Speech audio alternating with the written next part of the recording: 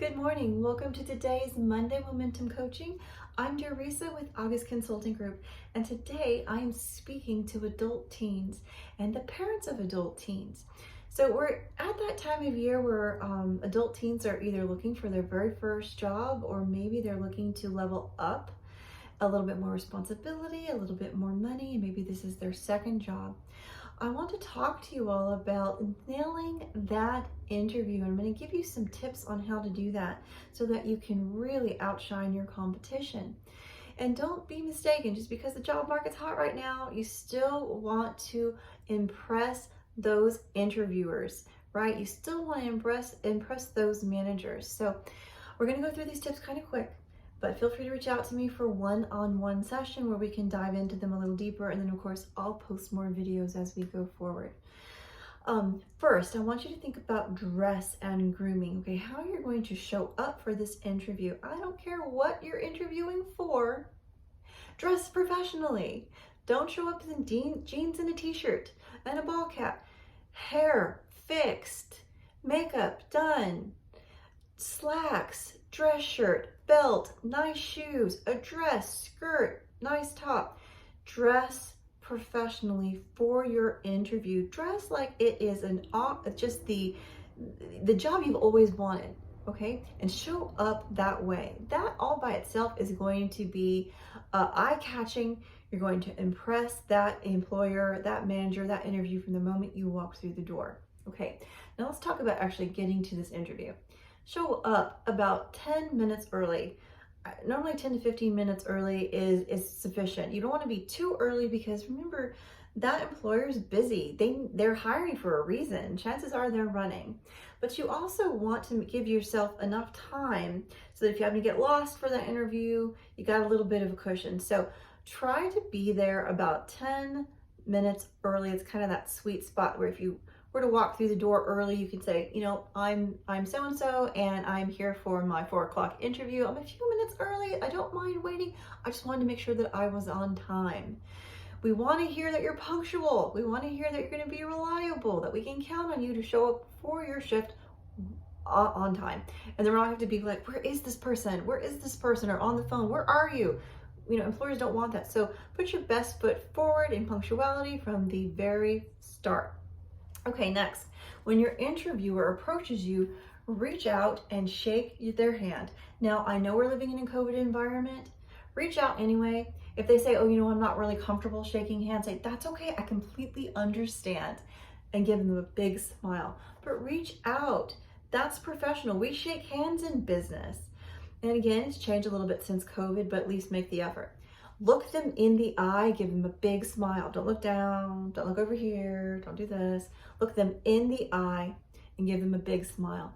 And then when you're taken back to the interview room, wherever that might be, it could be a conference room, it could be a manager's office. If you're standing, stand up straight. Again, look them in the eye, don't look around, pay attention to what they're saying. Don't fidget and dance in one spot, stand still, keep your shoulders straight, head up, and pay attention to the interview. If you're sitting down, sit down again. Don't fidget in your chair. Don't kick your leg. Don't sit there slouched over like this with your legs apart. No, keep your legs together. Sit up straight, shoulders back. Keep eye contact and remember to smile and pay attention to what the interviewer is saying because you could miss something that's really important, okay? Body language is huge. Right, it's about 70% of our communication. So we really want to make sure that our body language says we're professional, we're polished, and we're really going to bring something special to the table. Okay, now let's talk about some of the questions that interviewers ask. I'm not going to go through all of them. I'm going to just kind of hit some highlights. And one of the questions that they like to ask the most, especially when you're a newbie, is that, well, tell me, why do you want to work here? Well, what are we thinking in our heads? Well, because we want a paycheck. Of course, this is why we want to work here. We can't say that though, can we? No, we want to have to do some research on that business prior to the interview so that you can be like, well, I want to work here because I know that there's a good growth path, that you support additional education, that this is in line with my future goals. Give them a reason as to why you want to work there. I feel that this opportunity will help me grow towards the next steps in my life. And then that's going to lead to the next question, which is, Typical.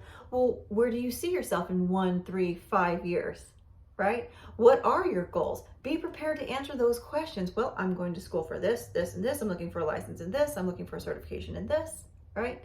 In 3 years, I hope that I'm close to graduation. In 4 years, I hope to be graduated or have a certificate and be on my way to an internship in my field. In 5 years, I hope to be in the job of my choice and working towards a management position.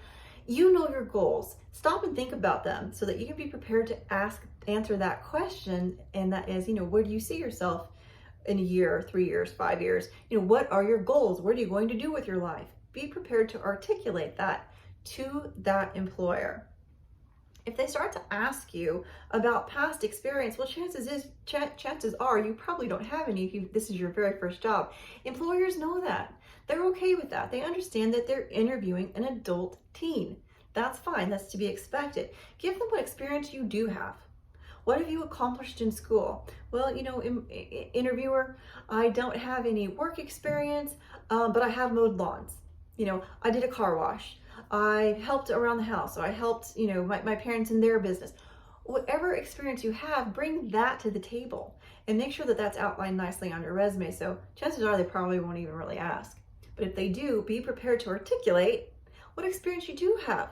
Well, I participate in extracurricular activities at school, and this is what I do. I'm part of these clubs, this club, or I'm the president of my class. Whatever makes you shine, that's your experience. And say, well, I don't have any secular experience, I don't have any work experience, but I do have experience in this, and this, right? Don't just say, well, I don't have any.